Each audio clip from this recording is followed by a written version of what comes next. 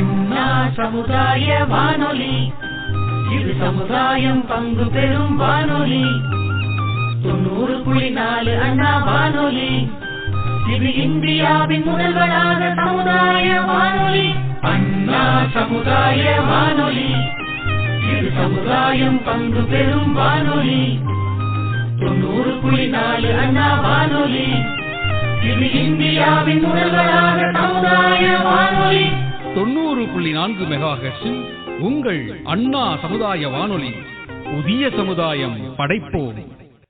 வணக்கம், நீங்க கேட்டு இருக்கிறது அண்ணா FM 90.4 and நான் உங்க அஜய் சந்தியா. நான் உங்க அஜய் யாமினி. அண்ட் சந்தியா, இன்னைக்கு என்ன டாபிக்? இன்னைக்கு நம்ம டாபிக் கார்பன் சைக்கிள். இப்போ உள்ள காலகட்டத்துல இத பத்தி நம்ம பேச வேண்டியது ரொம்பவே அவசியம். சரி, கார்பன் எதுலலாம் இருக்குன்னு நீ நினைக்கிற யாமினி? கார்பன் கூல் ட்ரிங்க்ஸ்ல இல்ல. ஓ சரி, நீ இந்த அட்மாஸ்பியர்ல இருக்க கார்பனை சொல்றியா? அப்போ கார்பன் இண்டஸ்ட்ரியில இருந்து வர கேஸ்ல இருக்கு அண்ட் ஓவரால் அட்மாஸ்பியர்ல இருக்கு. ஆமா யாமினி, கார்பன் அட்மாஸ்பியர்ல மட்டும் இல்ல, உலகத்துல இருக்கிற எல்லா ஆர்கானிசம்ஸ்லயும் கார்பன் இருக்கு. சரி, ஒரு குட்டி கதை சொல்லட்டுமா? கதை சொல்றதுன்னு முடிவு பண்ணியாச்சு, சொல்லு, கதையாச்சு கேட்போம். அட்மாஸ்பியர்ல இருந்து கார்பன் டை ஆக்சைட பிளான்ட்ஸ் அண்ட் அனிமல்ஸ் எல்லாம் அவங்க போட்டோசிந்தசிஸ் ப்ராசஸ்க்காக எடுத்துப்பாங்க. அந்த பிளான்ட்ஸை அனிமல்ஸ் கன்சியூம் பண்ணும், அதாவது ஹெர்பிவோரஸ் அனிமல்ஸ்.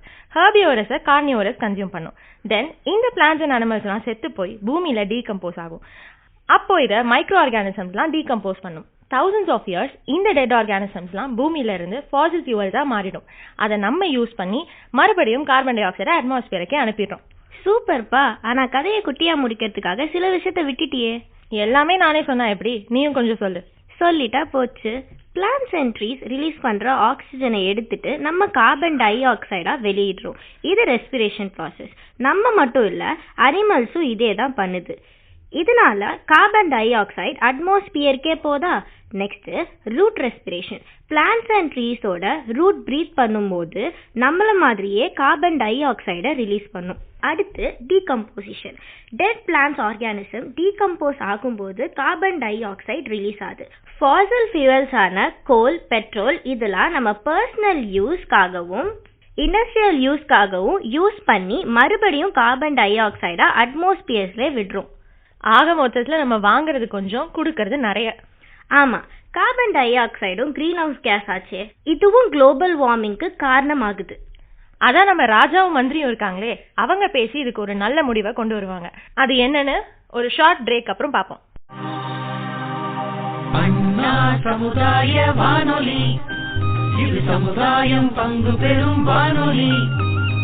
90.4 அண்ணா வானொலி, இது இந்தியாவின் முதல்வராக சமுதாய வானொலி. அண்ணா சமுதாய வானொலி, இது சமுதாயம் பங்கு பெறும் வானொலி. 90.4 அண்ணா வானொலி, இது இந்தியாவின் முதல்வராக சமுதாய வானொலி. 90.4 மெகாஹெர்ட்ஸில் உங்கள் அண்ணா சமுதாய வானொலி. புதிய சமுதாயம் படைப்போம். Welcome back. நீங்க கேட்டு இருக்கிறது அண்ணா FM 90.4. ஸோ ராஜாவும் மந்திரியும் என்ன பேசிட்டு இருக்காங்கன்னு கேட்போமா? அமைச்சரே, கூறுங்கள் மன்னா. காலநிலை மாற்றத்துக்கு எதிராக நாம் அறிவித்த 5 கட்டளைகளும் என்னவாயிற்று? மக்கள் அவற்றை முறையாக பின்பற்றுகிறார்களா? ஆம் மன்னா, ஆனால்... அட போங்கள் அமைச்சரே, ஒவ்வொரு முறையும் ஆமாம் என்று சொல்லி என்னை மகிழ்ச்சிப்படுத்திவிட்டு பின்னர் ஆனால் என்று ஒரு இழுவை போடுவதே உமக்கு வேலையாயிற்று. நான் என்ன செய்வேன் மன்னா? உங்களை மகிழ்ச்சிப்படுத்துவதற்காக பொய் சொல்ல இயலாதல்லவா? நான் ஆம் என்று கூறியதிலும் ஒரு பொருள் இருக்கிறது, ஆனால் என்று இழுத்ததிலும் ஒரு பொருள் உள்ளது மன்னா. சரி, இப்போது விஷயத்திற்கு வருவோம். ஆம், என்ன கூறினீர்? எதற்கு கூறினீர்?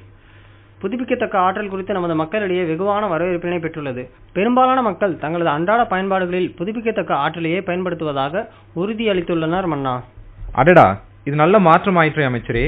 ஆமாம், அந்த ஆனால் என்ற இழுவுக்கு காரணம் என்ன? நாட்டு மக்களில் பலர் இன்னும் விழிப்புணர்வு அடையவில்லை மன்னா. புதைப்படிம எரிபொருட்களின் பயன்பாடு நாளுக்கு நாள் அதிகரித்து கொண்டே இருக்கிறது. ஒவ்வொரு நாளும் நாம் அனைவரும் வளிமண்டலத்துக்கு கார்பன் டை ஆக்சைடை வழங்கிக் கொண்டே இருக்கிறோம். இதனால் புவி வெப்பமாதல் அதிகரித்து கொண்டே வருகிறது. இதை பற்றி அடிப்படையிலிருந்து கூறவும். முதலில் கார்பன் மற்றும் கார்பன் சுழற்சி குறித்து சொல்கிறேன். கார்பன் ஒரு தனிமம். அது அனைத்து வடிவிலும் உலகம் முழுவதும் பரவியுள்ளது. நாம் உடலே கார்பனால் ஆனதுதான். நம் உடல் மட்டுமல்ல, அனைத்து உயிரினங்களும் கார்பனால் ஆனதுதான். பொதுவாக கார்பன் பல வகையான சுழற்சியை கொண்டுள்ளது. அதில் முதலாவதாக உயிரினங்களின் கார்பன் சுழற்சியை பார்க்கலாம். வளிமண்டலத்தில் கார்பன் டை ஆக்சைடு வடிவில் உள்ளது. தாவரங்கள் சூரிய ஒளி, பச்சையம் மற்றும் கார்பன் டை ஆக்சைடு துணையுடன் தனக்கு தேவையான உணவை தயாரிக்கின்றன. இவ்வாறு வளிமண்டல கார்பன் தாவரங்கள் சென்றடைகிறது.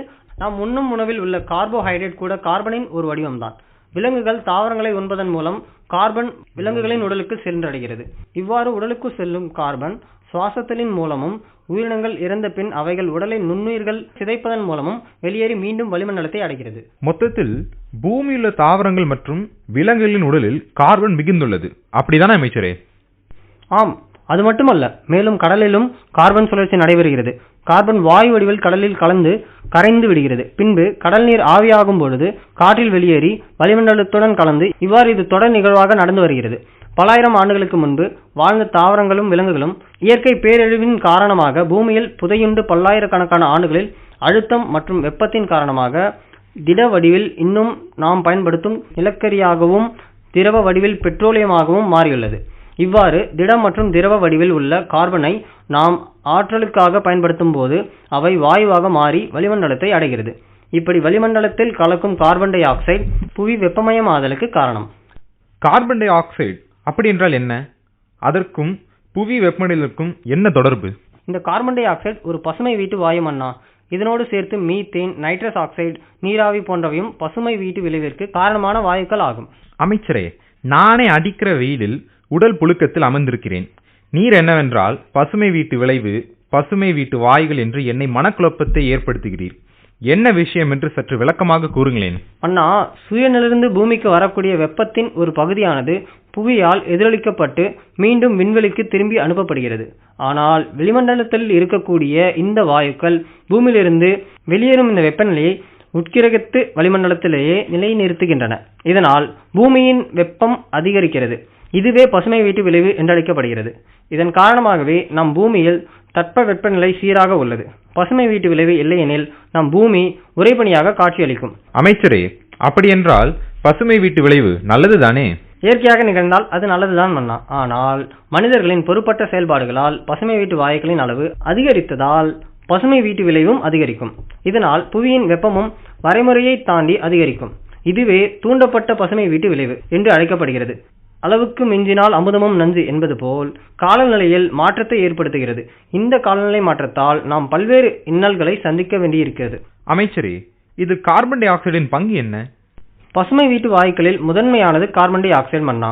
இரண்டாவது முக்கியமான பசுமை வீட்டு வாயுக்கள் மீத்தேன்.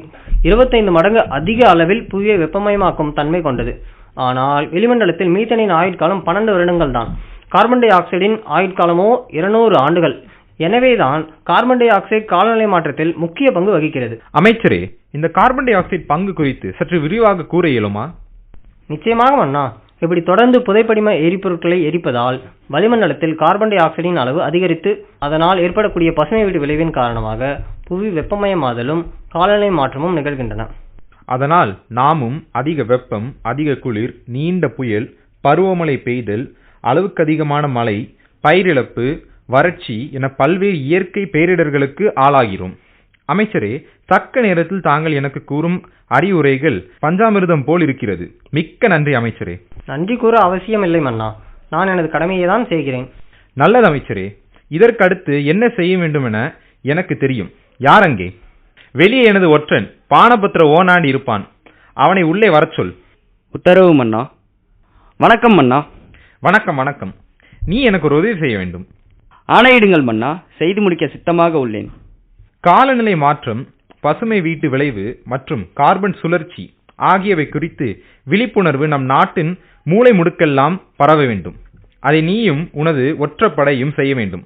இதுவே எனது கட்டளை. மிக்க நன்றி மன்னா. கடந்த முறை நான் செய்த தவறுக்கு இது கைமாறாக அமையும் என எண்ணுகிறேன். நிச்சயமாக காலநிலை மாற்றம் குறித்து விழிப்புணர்வை மக்களிடையே எடுத்து செல்வேன். காலநிலை மாற்றத்திற்கு எதிரான இப்போரில் நாம் தான் வெல்ல வேண்டும். தண்டோராக்கள் அடிக்கப்படட்டும், பேரிகேகள் முழங்கட்டும். இதோ காலநிலை மாற்றத்துக்கு எதிரான எனது 3 முழக்கங்கள். பசுமை வீட்டு விளைவை குறைப்போம், பூமியை பசுமையாக இருக்க செய்வோம். பசுமை வீட்டு விளைவை குறைப்போம், பூமியை பசுமையாக இருக்க செய்வோம்.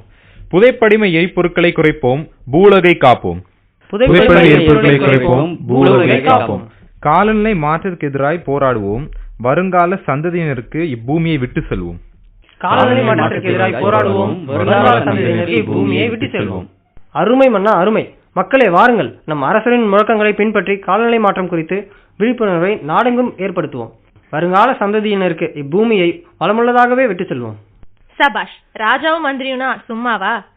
அதானே, அந்த காலத்துல தண்டோராலாம் வச்சு அவேர்னஸ் கிரியேட் பண்ணாங்க. இந்த காலத்துல தண்டோராலாம் வேணாங்க. நம்ம டெய்லி யூஸ் பண்ற சோஷியல் மீடியா, அப்புறம் உங்களுக்கு தெரிஞ்சவங்க கிட்ட கார்பன் சைக்கிள் பத்தி பேசுங்க, அதுவே போதும். கரெக்டா சொன்ன யாமினி. இப்போ நம்மளும் அதே தானே பண்ணிட்டு இருக்கோம். என்ன மக்களே, உங்களுக்கு புரிஞ்சது தானே? நீங்களும் அவேர்னஸ் கிரியேட் பண்ணுவீங்க தானே? கண்டிப்பா பண்ணுவாங்க. நாங்க கிளம்ப வேண்டிய நேரம் வந்தாச்சு. நீங்க கேட்டுட்டு இருக்கிறது அண்ணா கம்யூனிட்டி ரேடியோ 90.4. நான் உங்க அஜய் யாமினி. நான் உங்க அஜய் சந்தியா. நன்றி. அண்ணா சமுதாய வானொலி, இது சமுதாயம் பங்கு பெறும் வானொலி. 90.4 அண்ணா வானொலி, இது இந்தியாவின் முதல்வராக சமுதாய வானொலி. அண்ணா சமுதாய வானொலி, இது சமுதாயம் பங்கு பெறும் வானொலி. 90.4 அண்ணா வானொலி, இது இந்தியாவின் முதல்வராக சமுதாய வானொலி. 90.4 மெகாஹெர்ட்ஸில் உங்கள் அண்ணா சமுதாய வானொலி. புதிய சமுதாயம் படைப்போம்.